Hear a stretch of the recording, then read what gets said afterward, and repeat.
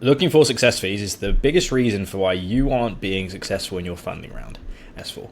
So what we're going to do today is we're just going to go through the reasons for why I've seen this many times. Founders going full success fees just isn't the right way. Okay. So just before we start, I just want to quickly go into a little bit more of my background and why I know that this is basically factually correct in the VC/angel space, right? Anywhere before really Series B or Series C. So, when you're looking at raising 50 million plus, why success fees just don't work, right? So look, I've been a VC-backed founder. I've raised $16 million. I then moved on to a tier 1 VC fund in Europe called Octopus Ventures, invested about $200 million worth of there.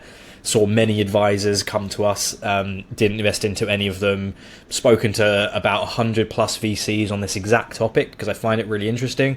And pretty much everyone says the same thing. Direct advisor in the meetings, or even as they find out, as well as success fees, it just doesn't work and it just has a negative connotation. As well as it being illegal, etc. We can go into it. And then after that as well, now helping founders raise over $250 million as I'm recording this within this kind of space. I know what I'm doing, I know what I've seen, and I know for a fact that success fees don't work. So what we're going to do today is we're just going to focus on why that is, what are the reasons for that, and why you need to do fundraising yourself. You need to build a skill, and you need to focus on the long term if you really want to be successful. So what we're going to do quickly is we're just going to go through all of the the reasons why, and then we can kind of go into properly the reasons for what we're doing here. So the first one is success fees generally are very problematic for tech startups, right? And there's a lot of reasons for why, and we're just going to kind of go through them. But the first one is just to be frank, misaligned incentives, right? And it's a really important one. Okay, so the first one is it's very short-termist, right? If you have an advisor who's doing a success fee, all they're looking for is to get that success fee, right? And the problem there is when it's short-termist, they're not looking for the best investor for you. They're not looking for value add. They're also focusing on just trying to push you out to everyone and making you have a complete reputation loss for it all the time, because at the end of the day, that's how they get their money. They're not trying to teach you the skills of how you can become a better founder and help you with every single fundraise as you go in the future. And the problem there is, and we'll go to it in the future, is you can't keep relying on these advisors. That's the first one. The second one is you'll always get suboptimal investors. And the third one is it's just frankly transactional, right? Fundraising itself is not about just trying to get investment and trying to push to investors and all this kind of stuff. It's just not how it works, right? It's very nuanced, it's very personal, it's very social, and there is a skill to it, right? When it comes to network building, when it comes to building your narrative, when it comes to communicating, when it comes to doing the process in the right way, this is a skill that you need to learn. And you need to do it in the right way to fundraise for this round, for the next one, for the next one, for the next one, all the way up until you start raising, over 50 million, and then you can start thinking about bankers, right? It's not about the money.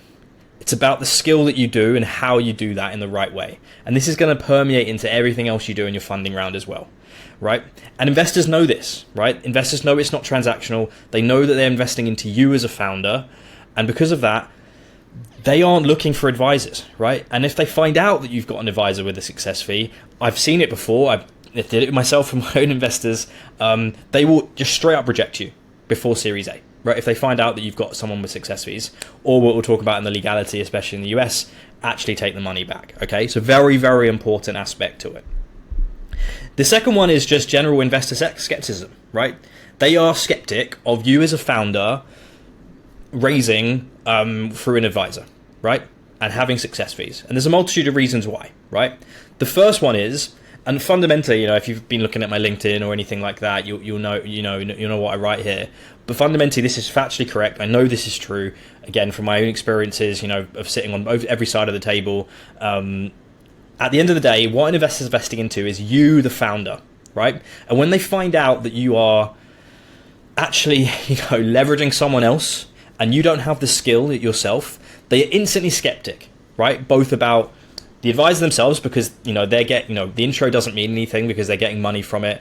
The advisor kind of helping you doesn't mean anything because it's transactional, they're getting money for it, etc. It's not you being a great founder, it's this transactional thing that you're doing, right? And there's a multitude of different problems with that, right? So about 70% of the reason why an investor is going to invest into you is because of you. Not your company, right? It's not because of your idea, it's because of you as a founder. So if you try and do success fees, you try and, outsource your fundraise to someone else, or you try and look for success fees, and an investor finds out that you've got someone getting success fees like this, to be frank to you, all it's going to do is it's going to cost you so much in terms of reputation. And there's a few things within that, right? So the first one is, as you can see here, the first one is fundraising, right? If you're always dependent on an advisor to successfully fundraise, and you can't raise your pre-seed round, you can't raise your seed round, you can't do the skills that are needed to do that, why do you think an investor will think you can raise your Series A? You won't be able to, because you're going to be dependent on another person, and another person, and another person, and they're going to keep losing money out of the business from these success fees, right? So why would they want to invest into you if they just think you're going to fail your fundraising in the next one? They're not. That's why. That's why success fees are very rarely successful, right? The second one is network, right? If you're getting someone paid intros, and they, every investor knows who's getting a paid intro. It doesn't matter if someone says, if they're doing success fees and they're, you're paying a success fee for an intro. Every investor they intro to you, they know that they're getting paid for this. They know that this is not an intro because they love you. It's an intro because it's transactional.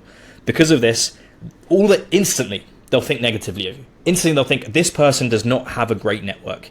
And coming back to the founder skill, if this person doesn't have a great network in fundraising, if this person can't reach me, how are they going to reach people in sales?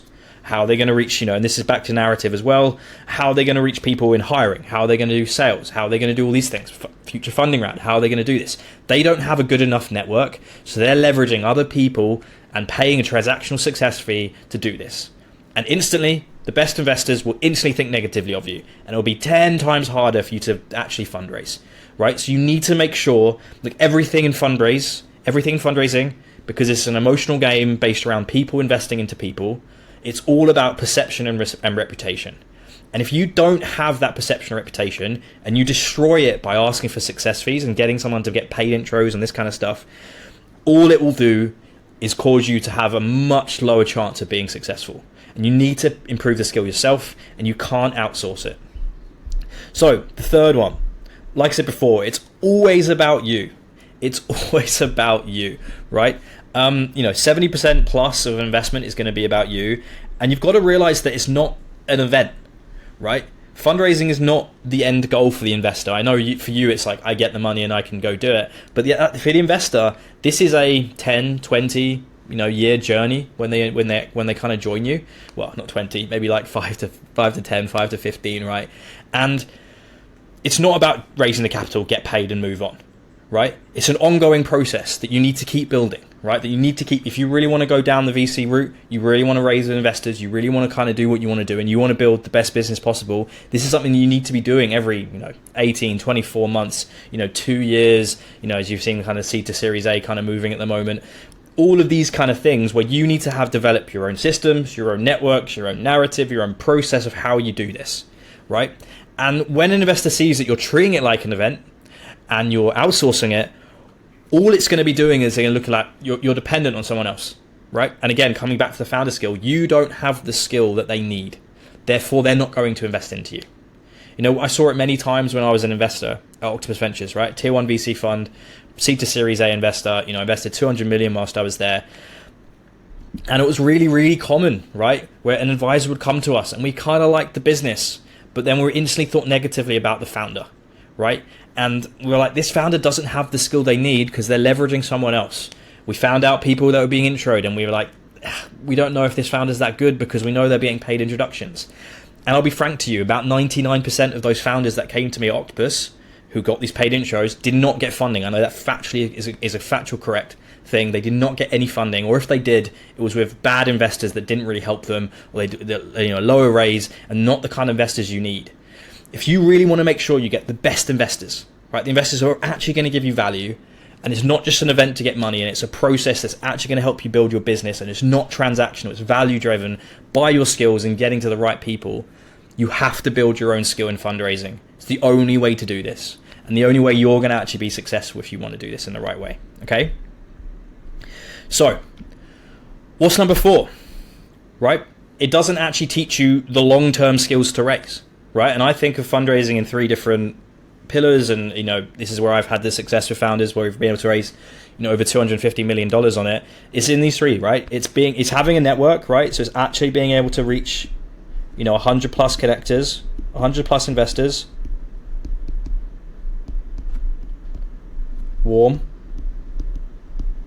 right? It's actually creating an influential narrative, right? So the perception of you is high because of it. Is high, right? And then you know exactly how to do the process yourself, right? You know exactly what the process looks like to increase term sheets.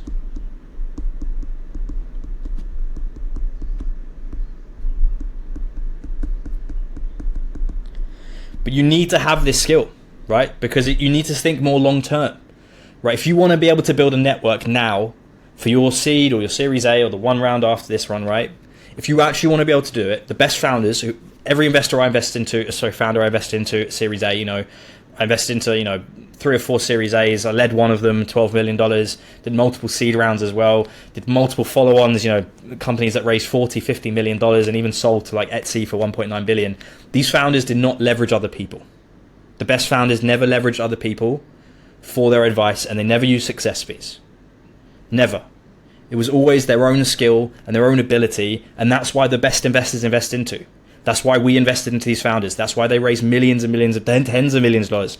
That's why they scaled to hundreds of millions in revenues, because they knew that they needed to improve their skill.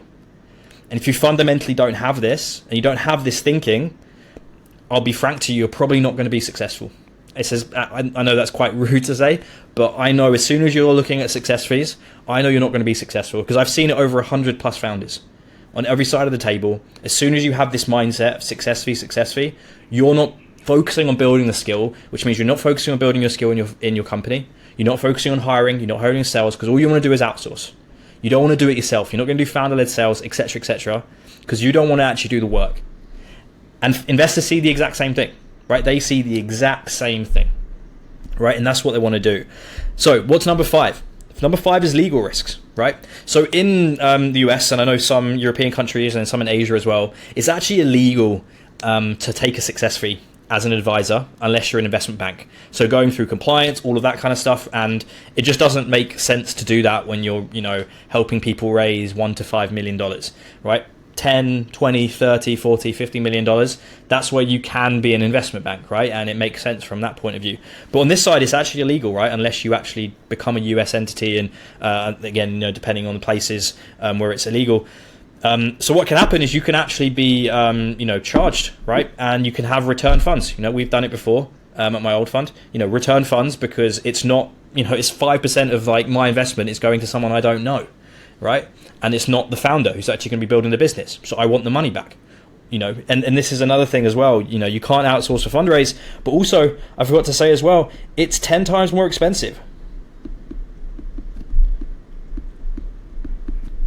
Right? And that's so important, right? I understand that you're thinking, I can push it away, and then I don't have to think about it now, and I don't have to do the skill, and I don't have to learn it, and then someone else can do it for me.